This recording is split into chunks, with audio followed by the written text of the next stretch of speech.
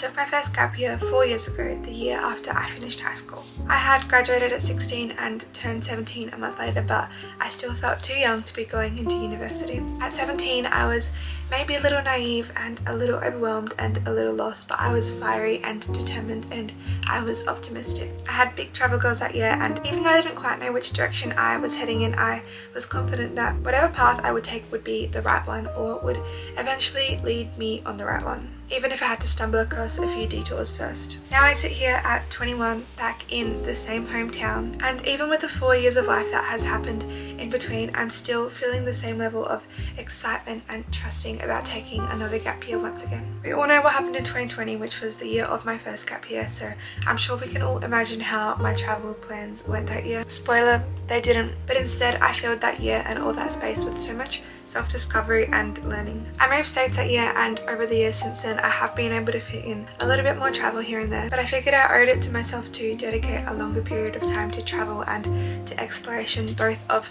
the world that we live in and the inner world that exists within me. So this is where I'm at now. I've been back in Adelaide, which is where I grew up, for about 3 months now, which is absolutely crazy. It's just a really funny feeling being a different version of yourself in a place where you spent so much time being somebody else. South Australia is generally such a beautiful state, and I have so many memories here, both wonderful ones and maybe some not so wonderful ones. All of these memories tend to want to creep up on you when you start to come back. I'm witnessing so many versions of myself at once being back here, and it's not necessarily always the most comfortable feeling. But, and I'm going to quote an excerpt from my journal, life is always going to find a way to be uncomfortable in some way or another, and it's a real privilege to be able to choose which discomfort you'd prefer to exist within. Now that I've left Queensland, I actually find myself missing some of the things that I found uncomfortable while I was living there, like the hyper independence and, you know, even having to be more frugal with my time and my groceries. But I never would have realized that if I hadn't moved back in with my family for a bit again. And I know the next time that I move out of home once more,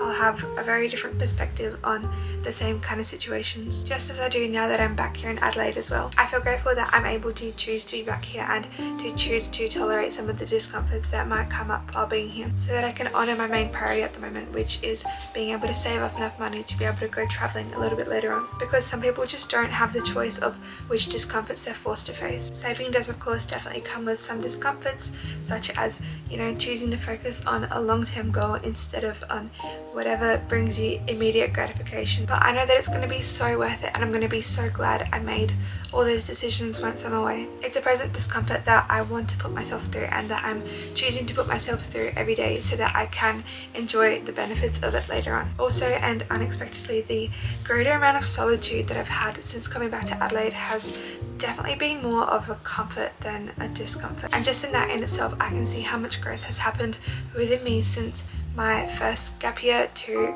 this gap year now. I see my time, my energy and my company as far more valuable resources now, and during this season, which I'm going to be calling chapter 1 here, I'm really choosing to invest these resources back into myself, into more of my own growth and my rest and my enjoyment, and just making sure that I can keep doing my best to create some sense of comfort out of whatever discomforts might come up for me, as they always tend to do. With less than 2 months until I leave to travel, this period, or chapter 1 as I'm calling it, definitely does feel like the calm before the storm. But I really just don't want to see it as like another in-between period, because what is life but a collection of in-betweens? And while I definitely do have, you know, big future goals for this year and future years as well, I also just really want to make sure that I'm prioritizing living in the now as much as I can as well, and really just make the most of the time I have here in Adelaide at home, which I plan to talk about a little bit more next week and, you know, give a few more tangible tips. I know this was a little bit more of